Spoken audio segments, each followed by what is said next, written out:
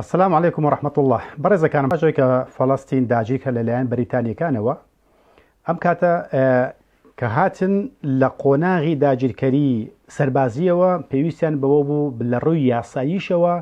كومالك زمين سازيب كان بويكا لدوايدا دولتي يهودي داب مزرين ياخذ راب جندرت بلام السرتادا بيوستي با كومالك ياساهي بويكا بتايبتي دابنين بويكا بەجێی خەڵکیدا بچرپێن بۆی کە ئەوانە کیانێکیان بۆ خۆیان جیا کردوتەوە کە بە تەواوی هەموو سیفەتەکانی دەوڵەتداری تێدایە. بۆ ئەم قۆناغەش چیان بە باشزانی هێربەر سەموئێل کە وەزیری حکوومەتی بەریتانیا بوو کاتێکە لە ساڵی 1920 هاتێ نێو فەڵەستینە ئەبینی ئەو کابرایە کە بەخۆشی یەکێک لە سەرانی سەهیۆنی کە بەخۆشی یەهودی بوو وەزیری بەریتانیا بووە، وەزیری حکوومەتی بەریتانیا بۆشە کە ئەو دێت وەکو یەکەم مندوبی ئینگلیز لە بەریتانیا لە بەریتانی دێتە فەڵەستینە مندوبی یەکەم بوو لە فەڵەستینە. بۆشە هێربەر سەموئێل لە دامەزراندنی دەوڵەتی ئیسرائیلە دەورێکی کاریگەری هەبووە بۆشە لە ڕووی یاساییەوە بە باوکی دەوڵەتی ئیسرائیلدا ئەنێن چۆن ئەڵێ هێرتزل باوکی دامەزراندنی باوکی دەوڵەتی ئیسرائیلە، بەڵام لە ڕووی یاساییەوە ساموئێل بووە کە لە ڕووی یاساییەوە کۆمەڵێک یاسایی داڕشتووە لە قازانجی یەهودیەکان وەکو زەمینە سازیەک بۆی کە لە داهاتوودا بە ئاسانی بتوانن دەوڵەتەکە ڕابگەێنن. بۆشە بینی نزیکەی 100 یاسای دەرکردووە. یەک لەو یاسایانە یەکی لەوانە بووە کە زمانی عیبری ئەبێت لە پاڵ زمانی عەرەبی و ئینگلیزی لە قوتابخانەکانە بخوێندرێت، کەواتە زمانی عیبری بوونی نەبوو، بەڵام ئەو کردوتی بە یاسا ئەبێ بخوێنن. دووەمیان داگیرکردنی زەوی عەرەبەکان لەلایەن یەهودیەکانەوە بە یاسایی کراوە، یعنی یەهودیەکان بۆیان هەیە تا ئەمڕۆکەش زۆر بە ئاسانی هەر زەویێکیان پێیان بوێت بە ئاسانی داگیری بکەن. بۆشە بینی ڕۆژ بە ڕۆژ شەڕەکان گەشاکەن لەبەرەوەی سەرچاوی کێشەکان داگیرکردنی زەوی عەرەبەکانە جا بە خۆشی بیان بە ناخۆشی بە یاسایی کراوە کە ئەوان بۆیان هەیە ئەو زەویانە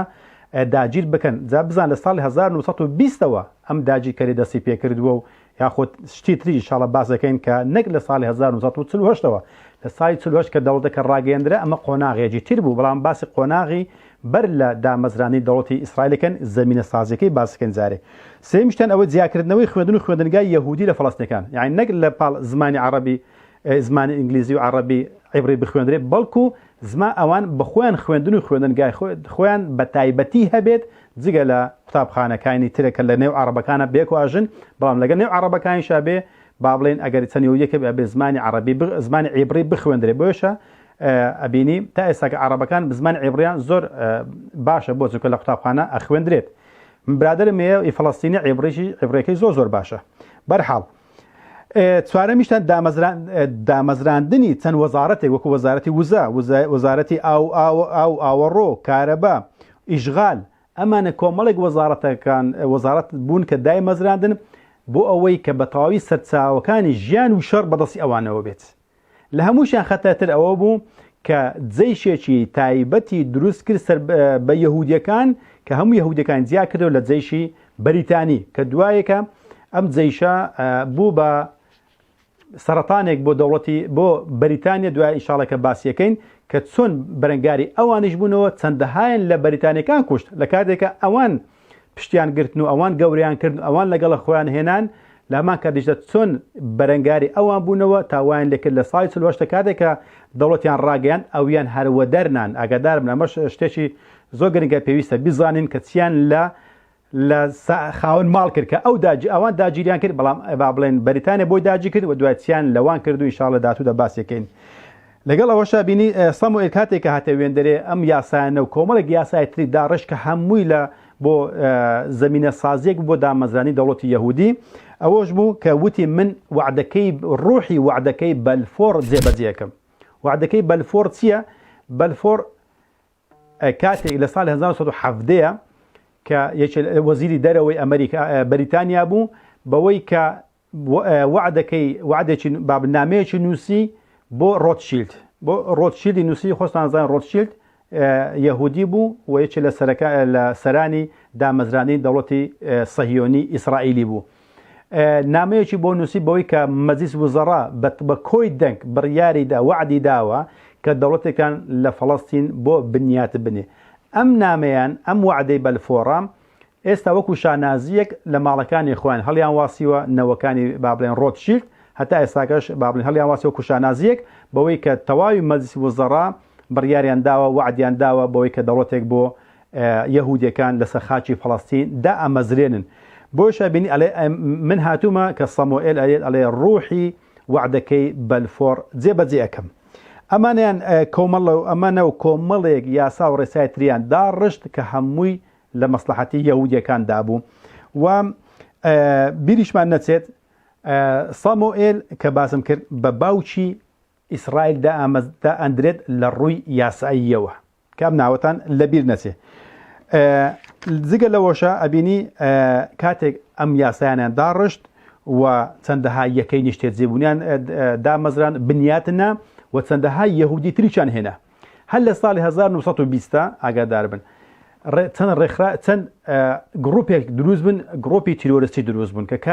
کاری تەخریبی بوو کاریان تۆقاندن بوو کاریان کوشتن و بڕینی خەڵک بوو بام هەر لەنێو ئەو جەیشە ئیسرائیلیە ئەو جەیشەی با بڵێن کە سەموئێل دامەزران دەبوو و لە پاڵ ئەواندا کۆمەڵێک عەسابە دروست بوون یەکێ لەوانە کە کاریگەری زۆر ڕاستەخۆی هەبوو لەسەر وەدەرنانی بەریتانیا ئاگادار وەدەرنانی بەریتانیا و داگیرکردنی زەویەکانی عەرەب لەلایەن یەهودیەکانەوە لە هەمان کاتیشدا هێنانی چەندەها هەزار بە سەدان هەزار یاخود بەدەیان و بە سەدان هەزار یەهودی بە قاچاق هێنانە نێو فەڵەستینە ئەویش ڕێکخراوی با بڵێن عەسابەی هاگانە بوو هاگانە ئەمانە ڕێکخراو بوون دوایەکە کە کاری ئەو هەمکاریان کرد و ئەو هەموو کرد بوون بە بناغەی دروستبوونی جەیشی ئیسرائیلی ئێستاکە کەواتە بناغەی دروستبوونی جەیشی ئیسرائیلی ئێستاکە هاگانەیە بۆی تا نەزانی هاگانە چیە نەزانی ڕابردووی ئەوانە چێ نازانی بۆچی جێشی ئیسرائیلی بەو شێوەیەوە با بڵێن خەڵکە کوژێتن و گرتن و بڕین و کوشتن چونکە بناغەکەی لەوانەوە دروست بووە تا ئێستاکەش با بڵێن سەرانی ئەمانە بە پیریان مامنێتەوە یاخود منداڵەکانی ئەوان هەمان بەرنامە بەڕێوە ئەبن ئەم ڕێکخراوی هاگانە ئیشیان چ بوو کاریان کە باسم کرد تۆقاندن و گرتن و کوشتن و بڕین و تەقاندنەوە چەندەها پردیان تەقاندەوە و کوشتنی خەڵک تەقاندنەوەی پاسەکان تەقاندنەوەی هوتێل تەقاندنەوەی مەرکەز شورتا کەمە وردە لە ساڵەکانی 35 و 36 وانە چەندەها هوتێلە تەقاندەوە کە بەریتانیەکانی تێدا بوو لە هەمان کاتدا لە ساڵی 1946 هەتا 47 بۆ 48 169 بەریتانیان کوشتووە بەس بە تەقاندنەوەی مەرکەز شورتەی بەریتانی هوتێلەکان ئەو هوتێلانی کە ئەوان تێدا ئەمانەوە و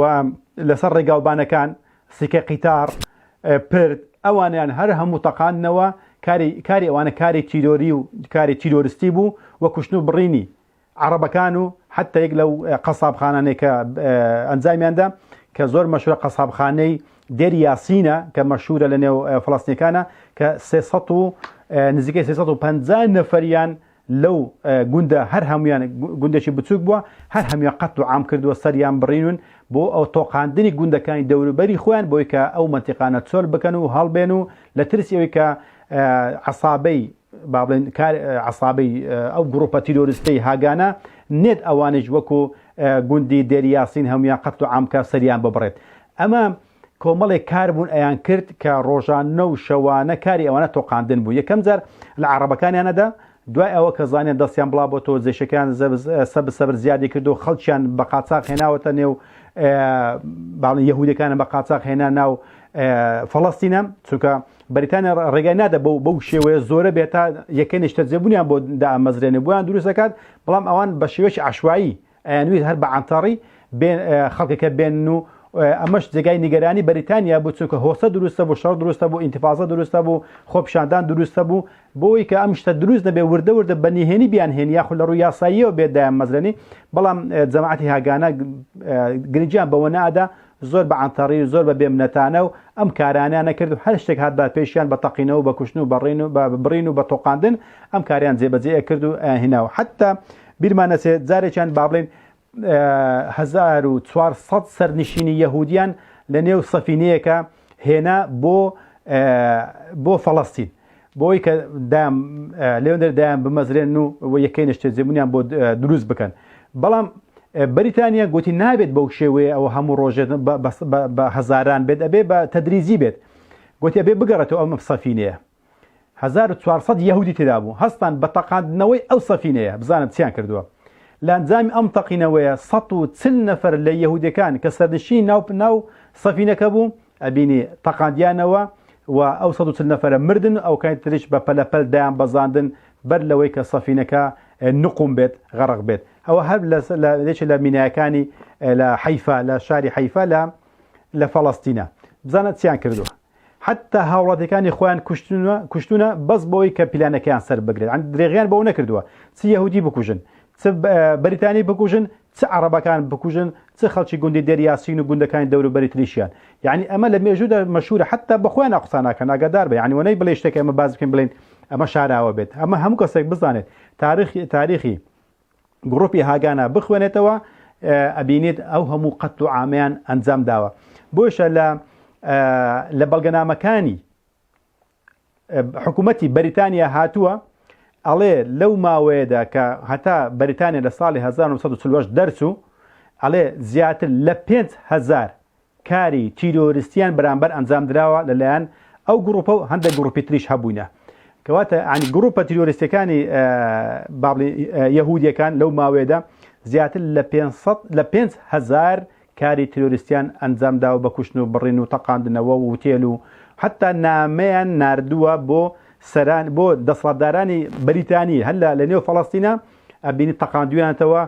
سەکردەکەیان کوشتویان مەرکە شۆڕتەکەیان کوشتووە یاخود جەنەڕاڵێکیان کوشتووە نامەی بۆمب ڕێژکراویان ناردووە لەو کاتەدا یان تو بینە بەرچاوی خۆتە وڵاتێک هاتووە وڵاتێک بۆ داگیر کردوونە لەجێ سەقفیان هاتنە گەورە بوونە و یەکەنیش تەجێبوونی بۆ دروستکردنەوە خەڵکانی بۆ کوشتن و قەتڵ عام کردنەوە خەڵکانش بۆ دەستەمەکردنەوە لە هەمان کاتدا ئەوان چیان کردووە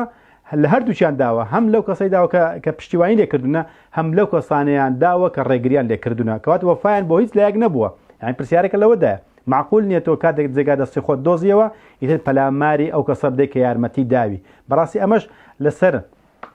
نەفسی سەرچل با بڵێن چەرچل یان سەرچل کە خۆتان نەزانن ئەو کاتێک کە لە ساڵی 1970 کە هاتنە نێو فەڵەستینە ئەو کاتە سەرچل سەرۆکی حکوومەتی بەریتانیا نەبوو بوو لە ساڵی 1939 بوو بە سەرۆکی حکوومەتی بەریتانیا بەڵام ئەو کاتە سەرۆکی وڵاتە داگیرکراوەکانی بەریتانیا بوو یعنی ئەو وڵاتان کە داگیرکرابوون لەلایەن بەریتانیاوە ئەو ببوون وەزیری مستعمرەتەکانی بەریتانیا بوو لە دەرەوە یعنی ئەو وەزارەتە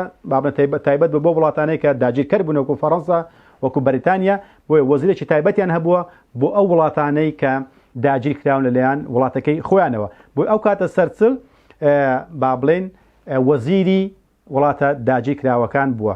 بۆیشە کاتێک کە دێت بۆ بەریتانیا بۆ فەڵەستینە لەگەڵ سامۆئێل و لەگەڵ ئەوانە با بڵێن ئەو پیلانە دائەڕێژن کە لە داهاتوودا چۆن دەوڵەتەکە دابمەزرێن بەڵام کاتێک ئەبینێت کە ئەو گڕۆپی هاگانە و چەند گڕۆپێکی تر بەرەنگاریانە بنەوە و لیان ئەکوژن و قەتڵ و عامیان نەکەن ئەبینی زۆر تووڕابێت لە ساڵی 1939 کا بێتە بەسەرکردا و ئەو کاتە 5,000 سەرباز ئەنێرێت بۆی کە بەرەنگاریان بێتەوە بزانە لێرەدا توشت بوونە بینی دۆست و پشتیوانەکانی تر بوون بەچی بە دوژمنی یەکتر بۆ چونکە ئەوان ئەیانویست لێرە بە دواوە ئەوان بەخۆیان حکومڕانی بکەن و لە خۆیان ڕائبینی کە بتوانن دەوڵەتێک دروست بکەن و ئەوەی کە خاوەن ماڵە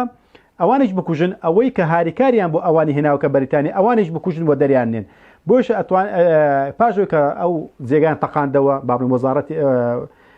هوتێلەکانیان تەقاندەوە مەرکەز شۆڕتەی بەریتانیان تەقاندەوە چەند کەسێکیان لێکوشتن بەوەشەوە نەوەستان جارێکیان بینی دوو سەربازی بەریتانی ئەڕفێنن و هەڵیان ئەواسن لە نێو دارستانێکە بەبەر چاوی خەڵکەوە با بڵێن ئەو سەرڕێگای خەڵک ئەبینی ئەو دوو عەسکەرە هەڵ ئەواسن وەکو ئیهانەکردنێک بە بەریتانیەکان لە هەمان کاتدا بینی بەریتانیا بەو هەنگاوی کە بینی کە ناتوانین بەرەنگاریان بێتەوە بەرەنگاریشان بێتەوە بینی لە دەرەوە کە سەرچل بەرەنگاریان بۆ بە 75,000 سەربازەوە ئەو جا بینی نەیتوانی وا بکات کە لە ناویان بە بۆ چونکە کاریگەری ئەوان لە نێو بەریتانیا زۆر بوو لەسەر حکوومەتی بەریتانیا بۆیشە سەرچل نەیەتوانێت وەکو سەرۆک وەزیران نەیەتوانێت لە فەڵەستینە ئەوانە سەرکوت بکات لامان کاتە لە ئەمریکاش ئەوان جێگای دەستیان دیار بوو لە نێو حکومەتی بەریتان لە نێو حکومەتی ئەمریکا بۆیشە نێتوانێ لەوێشدا با بڵێن لە ناویان بات ئەگەر بیتوانی باە دەبووە نەکەتا لە نێو فەڵەستین بۆ دەبووە لە نێو بەریتانیاشە لە نێو ئەمریکاشە بەرەنگاریان بێتەوە بۆیشە ناچار بوو پێشنیاری ئەو کرد کە کێشەی فەڵەستین لە نێو ئومەم متحیدە یەکلایی بکرێتەوە بۆی کە ئەو هیچکە تووشی ئەم شەڕە نەبێت لەگەڵ یەهودیەکان لەگەڵ ئەو گروپانەی کە دروست بوونە کە بەرەنگاریان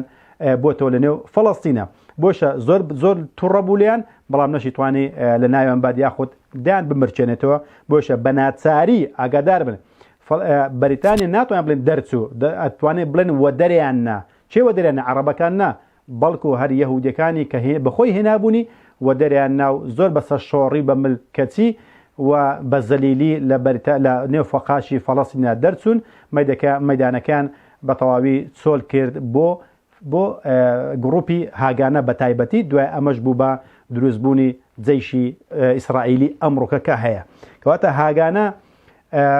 بناغەی دروستبوونی جەیشی ئیسرائیلی ئێستاکەیە بۆشە بینی لە پاشۆ کە جێگای دەستی خۆیان دیتەوە بەریتانیا وەدەرنا ئەوان بەر لەوە کە بەریتانیا دەربچێ ڕوویان لە چکە ڕوویان لە ئەمریکا کرد خەباتی خۆیان لە بەریتانیا گواستەوە لە ساڵ 1942 گواستەوە بۆ نیویۆرک بۆ ئەمریکا لێ بۆی کە ئەمریکا ئەو جارە پشتیوانیان بکات بۆ چووکە بەریتانیان پێ باشتر با بڵێن ئەمریکایان پێ زەخمتر بوو گەورەتر بوو و سەهیونەکان لەوێ کاریگەریان زیاتر بوو هەرچەندە بەریتانیا بە تەواوی زەلیل دەستی ئەوان بوو هەموو شتێکی چنەما بۆیان نەکات بەڵام چۆنە بڵێ وەفای نەبۆ ناپلیۆن و فەڕەنسا هابوو فەڕەنسایان با بڵێ خستە نێو قەرزێکی زۆرەوە لە دوای ئەوە بەریتانیان بەهۆی ئەو داگیرکاریەکانەوە بەهۆی شەڕەکانی با بڵێن بەریتانیا و فەڕەنساویش قەرزێکی زۆر هاتە سەرێ بە تەواوی کەوتە ژێر ڕکێفی بەریتانیا کۆمپانیا و بانکەکانی ڕۆتشیلدوانەوە ئەم جارە ئەمریکا پێویستە بخرێتە سەر ئەم سیکەی قەرز و مەرزانی کە لە ڕابردوو باسم کردووە بۆشە بینی ڕوویان لە ئەمریکا کرد بۆی کە ئەمریکا بزانێت یەکەم جار فەڕەنسایان گەورە کردوایە فەڕەنسا پوکایەوە دوای بەریتانیا دوای گەورە بوو دوای بەریتانیا پوکایەوە دوای ئێستاکە ئەمریکای سڕی ئەمریکا ئێستا قەرزەکانی 33 تریلیۆنە ئێستا بینی ئەمریکا ڕاستە بین لە ڕووی سەربازیەوە با بڵێن زلهێزە بەڵام بەهۆی کۆمپانیا و بانکانی ئەوانەوە زلهێزە کەواتە بەریتانیا ئەمریکا بەکار دەهێنرێت لە مەسلحەتی ئەوانە بەکار دێنرێت بۆیە بینی هەر هەنگاوێک بنێن بۆ ئیسرائیل ئەبینی ئەمریکا یەکەم وڵاتەکە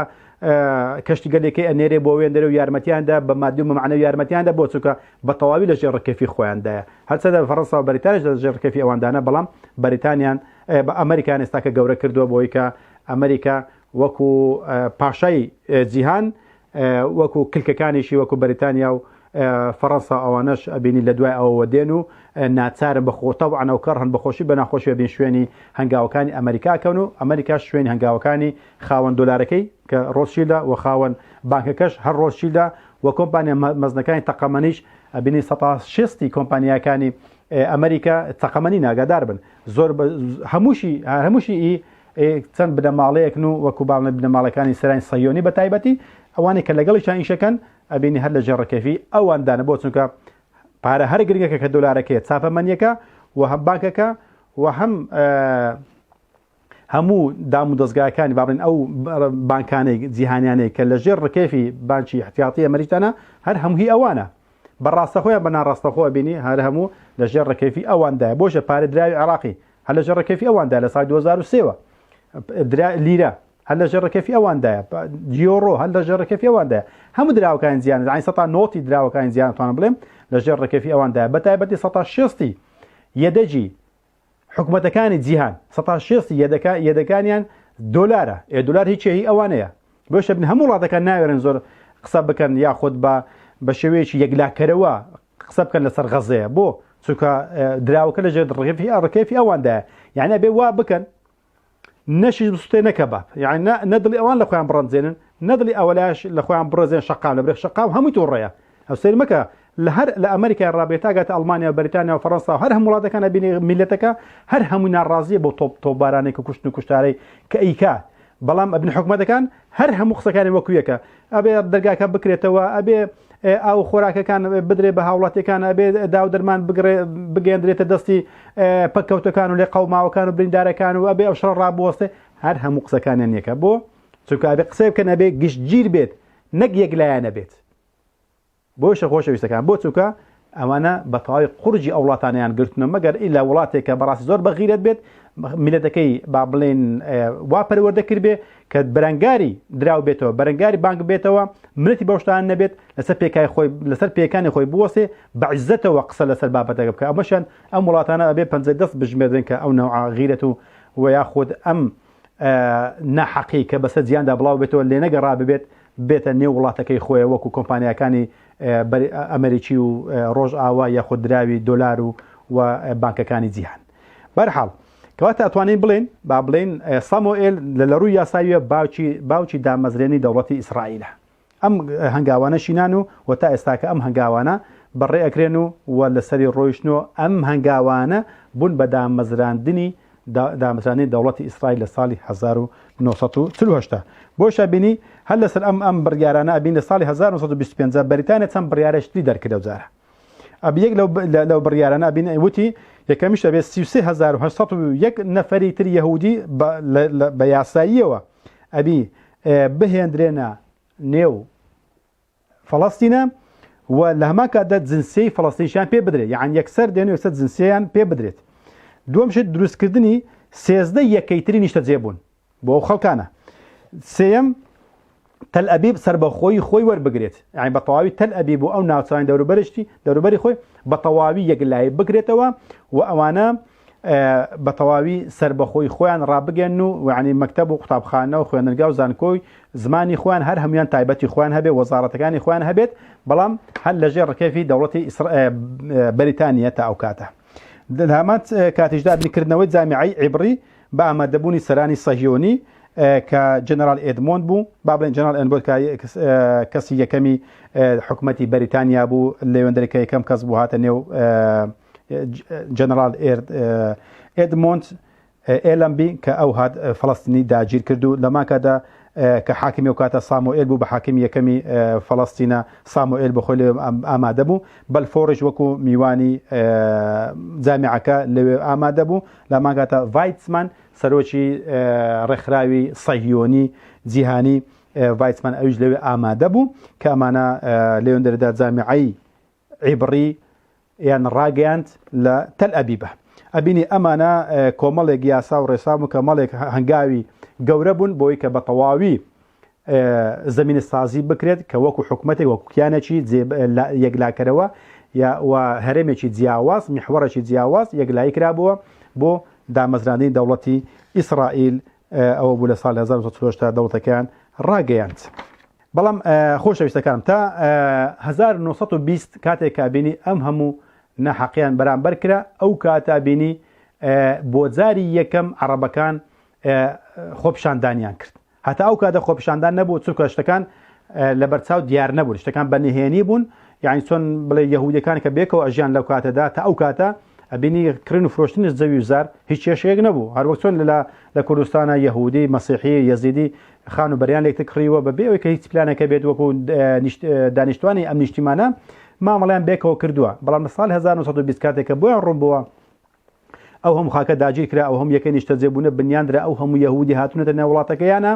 و ئەو هەموو یاسا و ڕێسایە بینی هاتە ئاراوە لە مەسلحەتیەوانە بۆ جاری یەکەم لە ساڵ 1920 ئەبینی خۆپیشاندانیان کرد بۆی کە ناڕازینە بەو دەرهاوێشتانەی کە ئێستاکە وە دەرکەوتووە لە نێو لە سەر خاکەکەیاندا بۆشە ئەبینی لەو کاتەوە کە لە ساڵ 1920 کە خۆپیشاندان ئەنجامدرا لەو کاتەشەوە بینی ئەو گروپانە دەستیان کرد بە گرتن و کوشتنی عەرەبەکان و دەرنانیان لەسەر خاکێکی خۆیان ئەوەی ئاوارە بوو بۆ وڵاتەکانی جیرانیان یاخود نێو وڵاتەکەی خۆیان بینی وردە کشان بۆ جنوب و بۆ شەرق و غەربی نێو فەڵەستینە وەکو ئێستا غەزە ئەگەر دیقەت بێ زۆربەی زۆری خەڵکی نێو غەزە دانیشتوانی ئەستی غەزەنینە هەمویان زۆربەی زۆریان ئاوارەکانی شارەکانی حەیفا و شارەکانی ترن و کە لە ئێستاکە بۆتە بە ئیسرائیل ئەبینی هەر هەموو وەدەرنن ئەوانەی لە حدودی لوبنان نزیک بوون ئاوارەی لوبنان بوون ئەوەی لە ئەردەن نزیک بوون ئاوارەی لوبنان بوون ئەوانەی لە سووریا نزیک بوون ئاوارەی سووریا بوون ئەوانە لە نێو وڵاتی شابین لە غەزە نزیک بوون هەمووی سەر بەسەر هاتن نێو غەزەیە کە ئێستاکە زۆر بە زۆریان خەڵکی دانیشتوانی غەزە ئاوارەکانی نێو فەڵەستین هاتوونەتە وێندرێ بۆشە لەو کاتەوە ئەبینی کوشتن و بڕینی عەرەبەکان دەستی پێکردووە یاخود بابڵێن عەرەب بە گشتەکەی بە مەسیحیشتەوە ئاگادار بە نەکەتان موسڵمانەکان بەتایبەتی ئینشاڵڵا لە دەست داهاتوە باسەکەین کە بزانین چۆن گەیشتنەوەی کە حکومەتێک بۆ خۆیان ڕابگەن پاژەوەی کە ساموئێل لە ڕووی یاساییەوە هەموو شتێکی بۆ زەمینە ساز کردبوون بەڵام بەر لەوەشە باز بکەین کە کاتێک کە ڕێکخراوەکە بابڵێن ڕێکخراوی سەهیۆنی لە فەڕەنسایە بابڵێن ئەو کاتە کۆبنەوەیان لێوەن دەرێ کرد بەوەی کە وتیان کاتی ئەوە هاتووە بابڵێن سوپاسنامەیەک بدەن بە ساموئێل سوپاسنامەیەکیان پێشکەش کرد بەوەی کە توانیوێتی ئەم پیلانە لە قۆناغێکەوە ببات بۆ قۆناغی یاسایی یعنی چەندەها هەنگاوی بڕیوە دەستکەوتەکانی بە هەموو پێکاوە هەموو دەستە بەر کردووە بۆشە وتی لێستادا کە خاوەنی 177,000 دۆنمی زەوینە یعنی بداگیریان کردووە و بۆ 25 ساڵی داهاتووشدا ئەبێت بگاتە 1 ملیۆن دۆنم زەوی لەسەر خاچی فەڵەستینە کەواتە کە سەیریشەکەی لە خێرتەکە دیارە ئەبینی فەڵەستین بەتەنیان نییە بەڵکو کلکەکەشێکە سیر بکەین ئەمە ڕۆژهەڵاتی ئوردونە کە خەونەکەشان ڕۆژهەڵاتی ئوردونیش ئەگرێتەوە ئاگادار بە یعنی ئەوەی کە ئێستاکە هەیە ئەبێ ڕۆژهەڵاتی ئوردونیش بگات ئەو مەرحەلەی کە بگێتە ژێڕەکەفی خۆیان بەڵام بۆ داهاتوو ئاگادار بن هەر ئەو ڕۆژهەڵاتی بابڵێن ئیسرائیل بە گشتی بە غەزەشتەوە بە ضفەت الغەربیە بە هەمووشیەوە و ڕۆژهەڵاتی ئەردەنیش ئەمە لە پیلانە نزیکەکانە بەڵام بۆ پیلانی دوور ئەویشان هەیە ئاگادار بە کە 3/4 عێراق شەگرێتەوە یعنی تاگاتە بن مووسڵە تاگاتە ژێر هەولێری شەگرێتەوە هەتا ئەگاتە بەغدا ئەو منتیقانە هەمووی بە وڵاتی خۆیان نەزان و لە لای سعودی شاوە تا ئەگاتە خەیبەر و تاگاتە مەدینەش بەی خۆیان نەزانن و هەتا نیلیش لە میسرەوە سینا هەر هەمووی بەی خۆیان نەزانن و لە سووریاشەوە بەشێکی زۆری سووریاش بەی خۆیان نەزانن و ئەردن بەکاملی لوبنانیش بەکاملی بەی خۆیان ئەزانن بەڵام ئەمە لە مەدایەکی دوور ئەم هەنگاوانە چۆن ئەمەیان بۆ چوتە سەری لەو 100 ساڵی ڕابردوو ئەتوانن ساڵ 100 ساڵ ناتوانن ساڵ 1840ەوە کە لەو کاتەوە زەویان کڕیوە یاخود داگیریان کردووە وردە لەو کاتەوە بزانە گەیشتن چ مەرحەلەیەکە بۆ 150 ساڵی تر ئەبێت چ مەرحەلەیەکیان لە بەردەستدا بێ ئەگەر بێت و موسڵمانان وەکو ئێستاکە لەو خەوی قوڵیان دابن ئەو بێگومان ئەو هەدەفەشان ئەپێکن بەڵام ئەگەر بێت و بەخەبەر بین ئینشاڵڵا ئەوەی کە هەشیان لە دەستێدان پیلانەکەیان دانایە بۆ 25 ساڵی لە ساڵ 1925 ئەو قسەی کردو لە کە خاوەنی 177,000 دۆنم بەڵام بۆ 25 ساڵ داهاتوو بگاتە بە 1 ملیۆن دۆنم ئایا لە ساڵ 1950 گەیشتنەوە بەڵێ بێگومان لەوەشیان تێپەڕاندووە کە بینی هەر هەموو ئەو خاکیان بە تەواوی داگیر کردووە حتا ضفەت الغەربیە لە منطقەی جەنین و جەلیل و ئەو منتیقانە ئەبینی نزیکەی 700,000 یەهودی لەوێن دەرێ ئەژن یعنی ئەو هەموو یەکەی نیشتە جێبوونیان دروست کردووە لە کاتێکە لە ڕووی یاسای نێودەوڵەتیوە ئەو منتیقەیە بۆ عەرەبەکان یەکلایی کراوەتەوە لە ڕووی یاساییەوە چۆن غەزە یەکلایی کراوەتەوە ئەوەش یەکلایی کراوەتەوە و زیاتریشە ئەگەدا بەڵام ئەو دوێک ئێستاکە هەیە بە حساب ئەو لایەن لەلایەن حیزبی فەتحەوە لەژێر کۆنتڕۆلی ئەواندا بە حیساب ئەو لاش لە بەردەستی حەماسدایە غەزە بەڵام لەو منتیقەی کە لە بەردەستی حیزبی فەتحدایە ئەبینی 700,000 یەهودی لەو منتیقەیە ئەژن بەدەیان و بە سەپان یەکەی نیشتە جێبوونیان لەو ناوچەیە دروست کردووە کەواتە ئەویش وردە هی ئەوەندەشی نەماوە و تەنها غەزە بە تاقیتەنیە ماوەتەوە ئێستاش نازانین غەزە و کۆتاییەکەی بەچی ئەگات جا ئینشاڵڵا خۆشەویستکەم ئەم تاریخە مێژوویەکی تفت و تاڵی هەیە وردە ئینشاڵڵا باسێکە لە داهاتوودا بە پشتیوانی خوای گەورە و ئاخر دعوانا ئەنی الحەمد لله رب العالمین